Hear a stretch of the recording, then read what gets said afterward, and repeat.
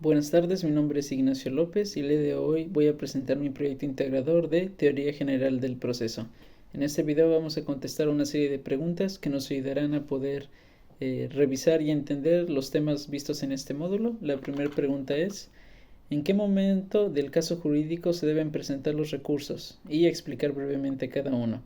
En el ámbito jurídico, los recursos se presentan en las diferentes etapas del proceso legal, dependiendo del sistema jurídico. En este caso, vamos a ver primeramente que el recurso de reposición o revocación se presenta en el momento en que se dicta una resolución o decisión por parte de la autoridad y antes de acudir a instancias judiciales. El objetivo es buscar que la misma autoridad que emitió la decisión lo reconsidere. El recurso de apelación se presenta en el momento en que se interpone ante un tribunal superior después de que un tribunal inferior emite una sentencia o resolución. El objetivo es buscar que el tribunal superior revise y posiblemente modifique alguna decisión previa. El número 3 es el recurso de amparo o habeas corpus. Se presenta en el momento en que el caso de violación de derechos fundamentales o cuando una persona considera que sus derechos han sido amenazados o violados. El objetivo es proteger los derechos fundamentales de la persona afectada y buscar una intervención rápida en los tribunales para corregir cualquier caso de abuso.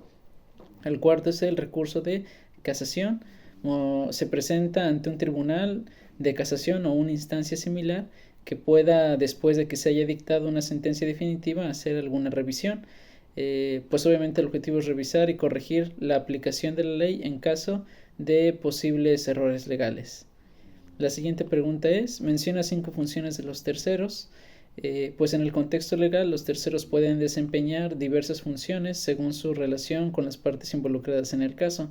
Algunas de ellas pues pueden ser testigos, que pueden ser también intervinientes adhesivos o litigantes voluntarios, peritos, mediadores o conciliadores y beneficiarios o afectados indirectos.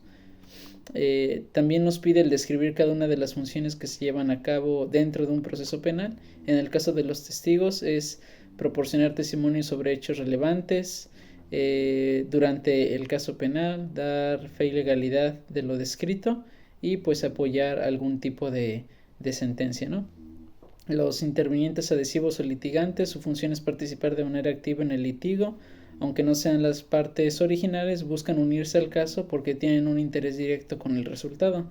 Los peritos pues ofrecen la experiencia técnica o científica en áreas especializadas, ayudan a los tribunales a entender aspectos y evaluar pruebas si son complejas en este caso. Los mediadores o conciliadores pues facilitar la resolución de disputas actuando como intermediarios neutrales. Como son terceros con función de mediación, pues ayudan a las partes a llegar a acuerdos sin recurrir a un juicio formal. Los beneficiarios o afectados indirectos tienen la función de que, aunque no sean partes directas de un litigio, pueden ser afectados por la decisión del tribunal. Ellos, por ser terceros en posición, tienen un interés significativo en el resultado y pueden influir también en el proceso legal.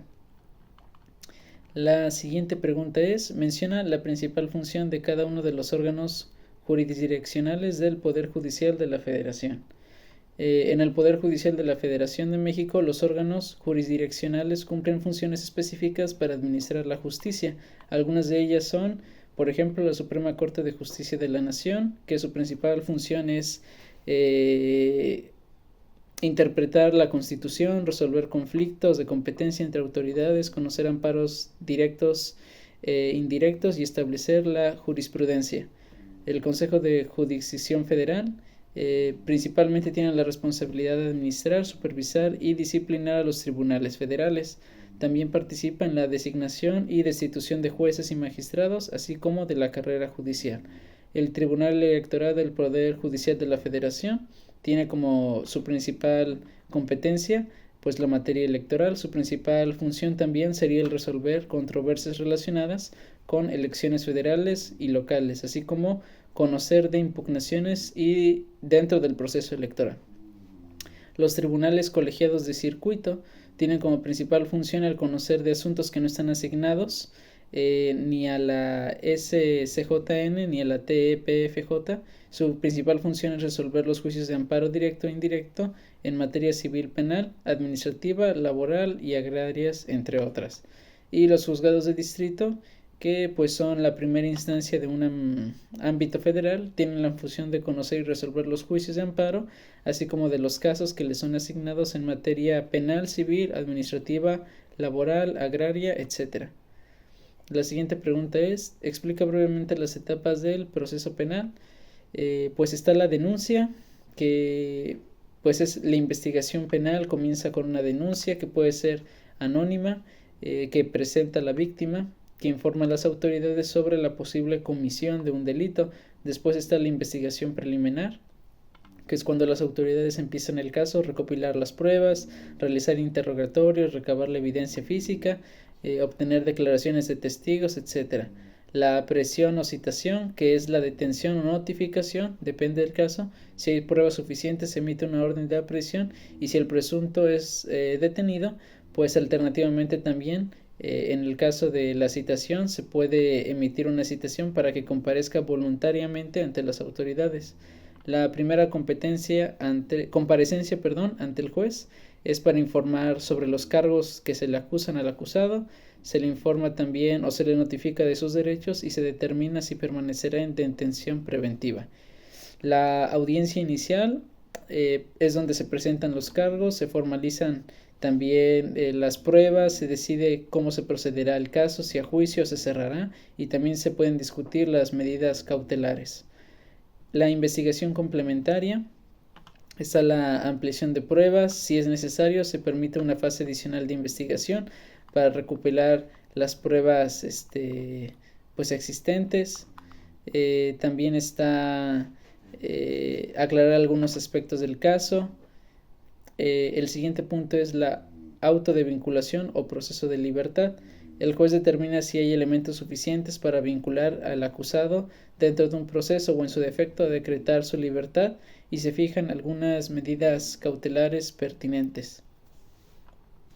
La siguiente fase sería la interposición de recursos, en donde las partes pueden interponer apelaciones contra decisiones judiciales que consideren ellos incorrectas. La siguiente sería la preparación del juicio oral, donde se presentan las pruebas, se prepara el juicio oral, las partes presentan y discuten las pruebas pues ante el tribunal. El juicio oral es ya el debate entre audiencias. Se lleva a cabo el juicio oral, donde las pruebas son presentadas, los testigos son interrogados y se argumenta legalmente, ya para que el juez decida la culpabilidad o inocencia. Y pues el paso final, o el paso para finalizar todo esto, es la decisión o la sentencia, donde el tribunal emite y declara la culpabilidad o inocencia del acusado y determina la pena en caso de que sea una condena. La siguiente pregunta es, ¿cuáles son las controversias constitucionales que le competen a la Suprema Corte de Justicia de la Nación? Pues en México, la Suprema Corte de Justicia de la Nación tiene competencia para resolver las controversias constitucionales. Los procedimientos jurídicos mediante se resuelven, y también pues la competencia entre los órganos del Estado y autoridades federales y locales. Algunas de ellas pues están entre los poderes de la Unión, donde la Suprema Corte de Justicia de la Nación resuelve conflictos entre la competencia de poderes de la Unión Ejecutivo, Legislativo y Judicial, además de las entidades federativas, entre los poderes federales y locales, donde se resuelven las controversias entre la Unión, los poderes de la Unión, de los estados o cualquier otro ente federativo, entre los estados igual, donde soluciona disputas entre dos o más estados de la federación, incluso entre municipios, donde se resuelven conflictos entre municipios de diferentes estados, entre distritos federales y los estados, donde se interviene entre controversias del Distrito Federal, hoy Ciudad de México, y los estados de la federación, entre los poderes locales, donde se resuelven disputas de competencia entre poderes del Estado y las demás entidades federativas, y otros casos expresivamente previstos en la Constitución, donde la Suprema Corte de Justicia de la Nación puede conocer de otras controversias constitucionales expresamente previstas ya en la Constitución. Pues para finalizar, decir que es importante destacar que la función de la Suprema Corte de Justicia de la Nación en las controversias constitucionales es garantizar la supremacía de la Constitución y resolver los conflictos que puedan surgir en distintas entidades y poderes, asegurando así pues un equilibrio en la justicia, observar que los principales principios de la Constitución pues puedan hacerse valer. La resolución de las controversias constitucionales es una de las funciones más importantes pues de la Suprema Corte de Justicia de la Nación y por ende pues hay que darle la debida importancia de manera legal. Muchas gracias.